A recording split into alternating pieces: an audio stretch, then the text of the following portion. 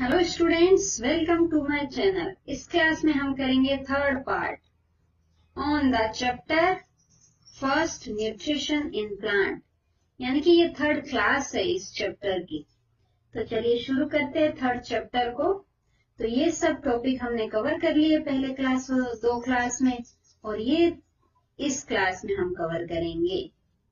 तो first topic हमारा रहेगा व्हाट इज एल्गी। एल्गी क्या है, हम अच्छे से रीड करके, ये जो रिटर्न पोर्शन लिखा हुआ है ये सारा एनसीईआरटी बुक से लिया गया है, और एनसीईआरटी बुक का एक एक लाइन इंपॉर्टेंट है, इसलिए आपको वो रीड करनी भी आनी चाहिए और समझ में भी आनी चाहिए।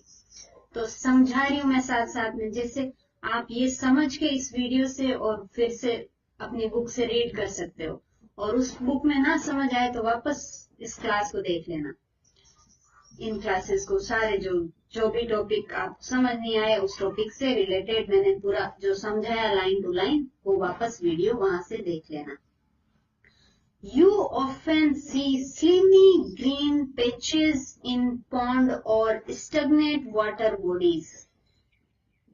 आप कभी कभी देखते हो कि स्लीमी और ग्रीन पैचेस होते हैं पॉन्ड या स्टेगनेटेड वाटर बॉडी। स्टेगनेट मतलब रुका हुआ थोड़ा सा खड्डा हो, उसमें भी आपने ऐसे देखे होंगे इस टाइप की स्लीमी मीन्स थोड़ी ऐसे स्लिपरी होती है, और ग्रीन कलर ग्रीन है ना इसका, इस टाइप के आपने देखे होंगे, इस टाइप का जो ये कई खड्डों में या पॉन्ड्स में। These are generally formed by the growth of organism called algae. तो ये क्यों होता है, ऐसा क्यों देखने को मिलता है आपको, और ये कब देखने को मिलता है? मोस्टली ये देखने को मिलता है रेनी सीजन में। तो ये क्यों होता है? क्योंकि यह जो पार्टिकल या ये जो चीज है ये क्या है? एल्गा है, एल्गी है। एल्गी ग्रो कर जाती है यहाँ पे। Can you guess why algae are green in colour? तो आप गेस कर सकते हो क्या ये ग्रीन कलर की क्यों होती है एल्गी? करो। They contain chlorophyll which gives them the green color. तो ये क्या है? इसके अंदर ग्रीन पिगमेंट होता है, क्लोरोफिल, उसकी वजह से ये ग्रीन कलर की दिखती है। जैसे प्लांट ग्रीन क्यों दिखते हैं? क्योंकि उनके अंदर क्लोरोफिल है। तो एल्गी के अंदर भी क्लोरोफिल है। Algae can also prepare their own food by photosynthesis. तो ये भी अपना फूड खुद सिंथेसाइज करती है बाय फोटोसिंथेसिस करके, क्योंकि इसके अंदर क्लोरोफिल प्रेजेंट है। तो ये भी एक प्लांट हो गया, प्लांट का ही पार्ट है। नेक्स्ट है कि photosynthesis other green part of the plant. तो फोटोसिंथेसिस क्या, अदर जो ग्रीन पार्ट होते हैं प्लांट्स के, जैसे स्टेम हो गया है ना, स्टेम हो गए, ब्रांचेस हो गई, वो ग्रीनिश होती है। तो ग्रीनिश पार्ट होता है ना, वहां से फोटोसिंथेसिस प्लांट करता है, ये याद रखे। Beside leaves, photosynthesis also take place in other green part of the plant. कि लीव्स के अलावा भी जो ग्रीन पार्ट होता है प्लांट का, उससे भी फोटोसिंथेसिस करता है प्लांट। इन ग्रीन स्टेम और ग्रीन ब्रांचेस। ये है the desert plant have scales और spine like leaves to reduce loss of water by transpiration. Transpiration process क्या होता है? एक प्रोसेस होता है, प्लांट जो लीव्स है, ग्रीनिश पार्ट है, वहां जो फोटोसिंथेसिस हो रहा है वहां से ट्रांसपीरेशन होता है कि इवोपरेशन हो जाना वाटर का from the surface of plant part. जैसे ये जो लीव्स होती है उनसे क्या होता है? वाटर लॉस बहुत ज्यादा होता है। तो जो डेजर्ट प्लांट है, डेजर्ट के अंदर पानी की तो कमी हो जाती है, तो डेजर्ट प्लांट में क्या होता है, जो ये लीव्स है ना वो कन्वर्ट हो जाती है किसके अंदर? ये कांटेदार जो चीज है इसके अंदर। ये कांटे है ना, ये कांटे नहीं है, स्पाइंस नहीं है, ये क्या है? लीव्स है, इस प्लांट की लीव्स है। और ये ग्रीन ग्रीन दिख रहा है जो ऐसे लग रहा है कि लीफ है, तो ये लीफ नहीं है, ये क्या है? ये है स्टेम। ये वाला ग्रीनिश पार्ट लग रहा है ना, ये है स्टेम। तो इसके अंदर फोटोसिंथेसिस स्टेम कर रहा है। क्यों? क्योंकि जो लीव्स है वो कन्वर्ट हो गई है स्पाइंस के अंदर। क्यों हुई है? क्योंकि वो वाटर लॉस को रिड्यूस करना चाहती है, कम करना चाहती है। लीफ के द्वारा जो वाटर लॉस होता है उसको कम करना चाहती है। ड्यूरिंग जो प्रोसेस क्या होती है वाटर लॉस होने की, होती है ट्रांसपीरेशन। तो यहाँ लीव्स होगी नहीं तो ट्रांसपीरेशन भी नहीं होगा, तो वाटर लॉस भी बहुत कम होगा। स्टेम तो क्या है, ये मोटा है, तो मोटा पार्ट है तो इससे ट्रांसपीरेशन बहुत स्लो होता है। These plants have green stem which carry photosynthesis. ये देखो ये सब डेजर्ट प्लांट्स होते हैं, ये एलोवेरा। और ये देखो कितने सुंदर प्लांट है, ऐसे लग रहा है फ्लावर है, बट फ्लावर नहीं है, ये एलोवेरा जैसे ही प्लांट है। ये फ्लावर के जैसे इनके स्टेम है ना, इनका स्ट्रक्चर फ्लावर के फॉर्म में उगता है, तो ऐसे सुंदर सुंदर दिखते हैं। नेक्स्ट आपको एक एक्टिविटी करनी होगी जिसमें क्या है, take 2 potted plant of same kind. एक जैसे ही 2 पोटेड प्लांट लेने हैं, जैसे ये देख रहे हो एक जैसे है दोनों, तो एक जैसे पोटेड प्लांट मतलब पोट के अंदर लेना है, जो गमला होता है घर में हमारे उसके अंदर लेना है। कीप 1 इन डार्क, एक को डार्क के अंदर रखना है, जैसे हमने रखा है ये वाला इन डार्क, ये बाउंड्री की हुई है ना, तो ये एक बंद कमरे में रखा हुआ है, डार्क में रखा हुआ है। और इन ब्लैक बॉक्स, तो ये ब्लैक बॉक्स ही मान लो, या तो या डार्क रूम मान लो कोई जिसमें लाइट नहीं जा रही बिल्कुल भी। फॉर 72 आवर्स, 72 आवर्स के लिए आपको ऐसा करना है। एंड अदर इन सनलाइट, और दूसरे वाले को सनलाइट में रखना है जैसे मैंने रखा है। अब परफॉर्म करना है iodine test with leaves of other plant, sorry both plant as you did in class 6। ये क्लास 6 में भी आप किया होगा, और नहीं किया है तो इस बार करके देखना कि जो दोनों है इसकी लीफ भी लेनी है, फिर इसकी लीफ भी लेनी है, फिर उसके साथ हम करेंगे आयोडीन टेस्ट। कब लेनी है, 72 आवर्स के लिए ये कंडीशन देती है। एक को मतलब लाइट के अंदर रख के, एक को बिल्कुल डार्क के अंदर रखे, दिन लाइट कभी भी उसके पास लाइट नहीं पहुंचनी चाहिए। ऐसा करने के बाद 72 आवर्स के लिए हम करेंगे फिर आयोडीन टेस्ट। दोनों से एक एक लीफ लेनी है, फिर उसको आयोडीन टेस्ट के लिए यूज करना है। ये चीज हमने क्लास 6 में भी की थी, यदि क्लास 6 में मिस कर दी है तो इस बार तो जरूर करना है। फिर रिकॉर्ड करना है रिजल्ट की, आयोडीन टेस्ट का रिजल्ट क्या आता है। Now leave the pot which was earlier kept in dark. पहले जो हमने डार्क में रखा था ये वाला, इसको अब रखना है इन द सनलाइट, सनलाइट में रखना है 3 से 4 दिन के लिए। अब जो हमने डार्क स्पेस में रखा था ये वाला पॉट, इसको हम रखेंगे सनलाइट के अंदर 3 से 4 दिन के लिए। फिर उसमें आयोडीन टेस्ट, अगेन उसमें आयोडीन टेस्ट अप्लाई करेंगे या आयोडीन टेस्ट करेंगे उस लीव्स का। इस डार्क वाले प्लांट को जब सनलाइट में रखेंगे उससे 3 से 4 दिन बाद उसका आयोडीन टेस्ट करेंगे, फिर रिकॉर्ड करेंगे और ऑब्जर्वेशन को रिकॉर्ड करके नोटबुक में लिख ले। तो क्या होगा देखो, ये वाला है पहली कंडीशन, जब हमने एक प्लांट को डार्क में रखा, एक को लाइट में रखा 72 आवर्स के लिए।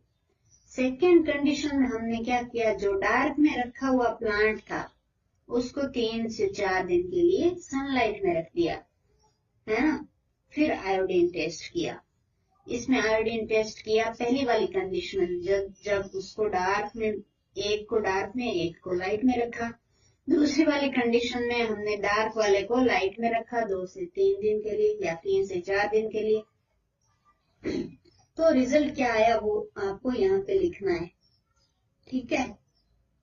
जैसे मेरा रिजल्ट क्या आया है, हमने 72 आवर्स के बाद देखा तो जो डार्क वाला था उसमें जो आयोडीन टेस्ट के अंदर कैसा कलर आया, ब्राउन एंड येलो कलर आया, और जो लाइट के अंदर रखा हुआ था उसमें आया blue and purple.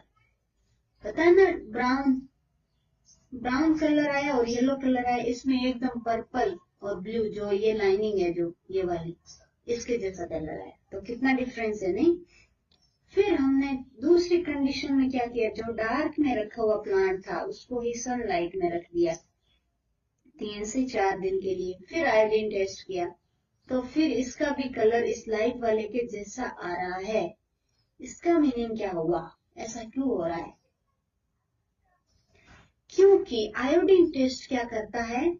Iodine test करता है कि स्टार्च कितना है। कोई भी प्लांट की लीफ के अंदर स्टार्च प्रेजेंट होगा तो वो कैसा कलर देगा? ब्लू और पर्पल कलर। ब्लू और पर्पल कलर क्यों आएगा? जब आयोडीन है वो स्टार्च के साथ मिल जाएगा तो वो कलर आएगा ब्लू एंड पर्पल। जब आयोडीन स्टार्च से नहीं मिलता है तो उसका कलर आता है ब्राउन और येलो। ऐसा कलर आता है जब आयोडीन स्टार्च से नहीं रिएक्ट करता है। जब आयोडीन रिएक्ट कर जाता है तब ये कलर आता है। ये याद रखें। तो इसका मीनिंग ये हुआ कि डार्क में रखने की वजह से उसके अंदर स्टार्च नहीं बना। स्टार्च क्या होता है? ग्लूकोज। ग्लूकोज क्या होता है? जो फोटोसिंथेसिस के अंदर प्लांट का फूड है, बनता है जो। तो डार्क में हमने रखा है तो उसमें फूड नहीं प्रिपेयर हुआ, नहीं बना, तो नहीं बनेगा तो स्टार्च उसमें नहीं होगा, और स्टार्च उसमें नहीं होगा तो आयोडीन के साथ रिएक्ट कैसे करे जब है ही नहीं उसके अंदर। तो इसकी वजह से हमारे यहाँ आ रहा है ये ब्राउन और येलो कलर। जब आयोडीन फोटोसिंथेसिस कर रहा है, जब प्लांट लाइट के अंदर रखा हुआ है तो फोटोसिंथेसिस करेगा तब आएगा कलर ब्लू और पर्पल, क्योंकि उसमें स्टार्च फॉर्म हो रहा है, फोटोसिंथेसिस इसमें हो रहा है। फिर हमने इसी डार्क प्लांट को जब हमने लाइट में रख दिया 3 से 4 दिन के लिए तो उसमें भी फिर फोटोसिंथेसिस हो गया और स्टार्च बन गया, तो ये कलर फिर आएगा इसके साथ ब्लू एंड पर्पल। सिंपल था, सिंपल है, एकदम सिंपल है।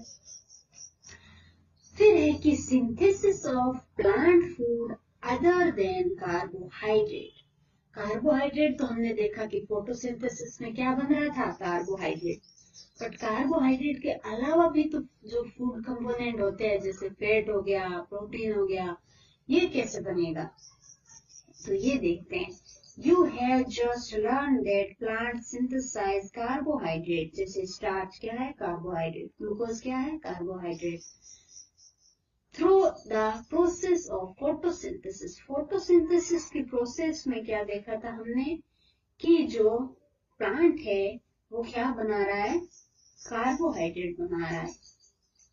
कार्बोहाइड्रेट में क्या क्या होता है? कार्बन होता है, हाइड्रोजन होता है और ऑक्सीजन होता है। कार्बोहाइड्रेट में कार्बोहाइड्रेट नाम नहीं आ रहा है दोनों, एक ऑक्सीजन आपको याद रखना है।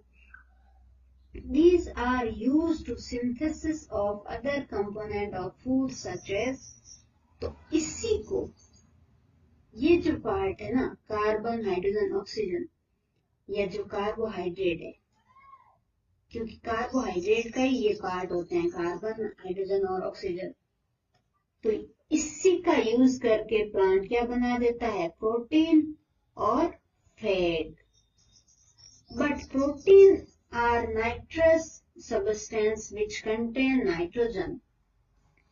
पर प्रोटीन के अंदर क्या होता है? नाइट्रोजन होता है, जो कि कार्बन के अंदर नाइट्रोजन नहीं है ना। कार्बोहाइड्रेट के अंदर क्या है? कार्बन, हाइड्रोजन और ऑक्सीजन।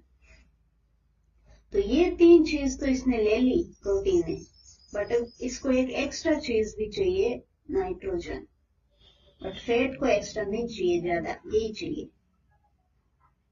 तो ये नाइट्रोजन कहां से आएगा वो देखेंगे अब। From where do the plant obtain nitrogen? ये नाइट्रोजन कहां से आएगा प्रोटीन सिंथेसिस के लिए?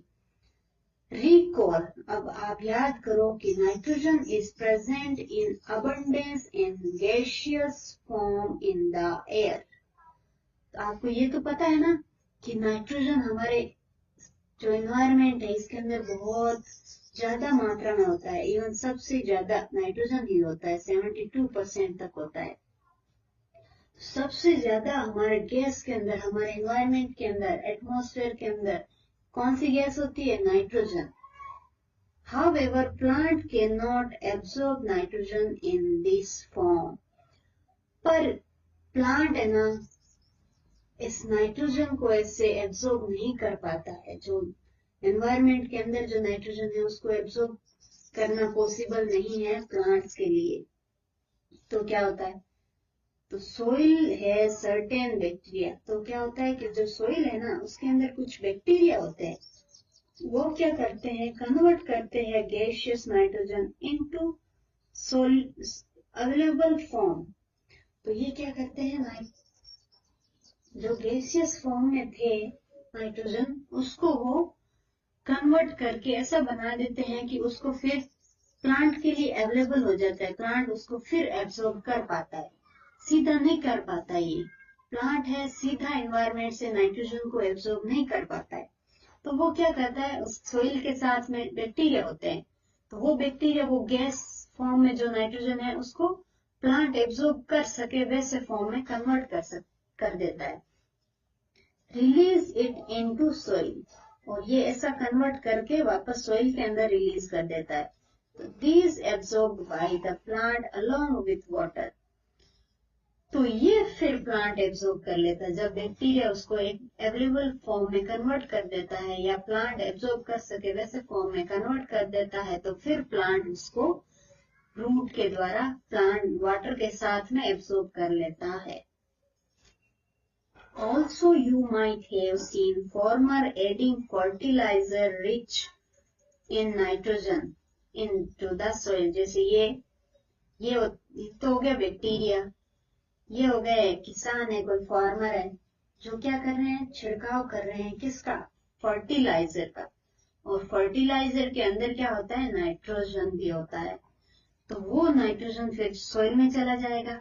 तो ये नाइट्रोजन जो छिड़काव कर रहे हैं ना, ये फर्टिलाइजर के फॉर्म में यूज कर रहे हैं ना, वो नाइट्रोजन है ना अवेलेबल फॉर्म में होता है, यानी कि वो नाइट्रोजन प्लांट को एब्सॉर्ब कर सके वैसे फॉर्म में कन्वर्ट करके ही छिड़का जाता है या फर्टिलाइजर के फॉर्म में यूज किया जाता है कि प्लांट यूज कर सके वैसे फॉर्म में। तो ये हो गया सेकेंड। पहला हो गया बैक्टीरिया के द्वारा लेता है, सेकेंड है जो फार्मर जो खेत के अंदर छिड़काव कर देते हैं उसके अंदर जो नाइट्रोजन होता है वैसे फॉर्म में प्लांट ले लेता है। In this way, plants fulfill their requirement of nitrogen along with other constituents. तो इस तरह से नाइट्रोजन की जो कमी है उसको पूरा करता है plant. Plant can synthesize protein and vitamins. तो प्लांट प्रोटीन और विटामिन दोनों सिंथेसाइज कर सकता है। जब नाइट्रोजन उसने ले लिया अपनी बॉडी के अंदर, फिर वो कुछ भी अपनी बॉडी के अंदर बना सकता है। Okay, thank you so much for watching this video. If you like this video, then hit the like button. और बस पढ़ते रहो।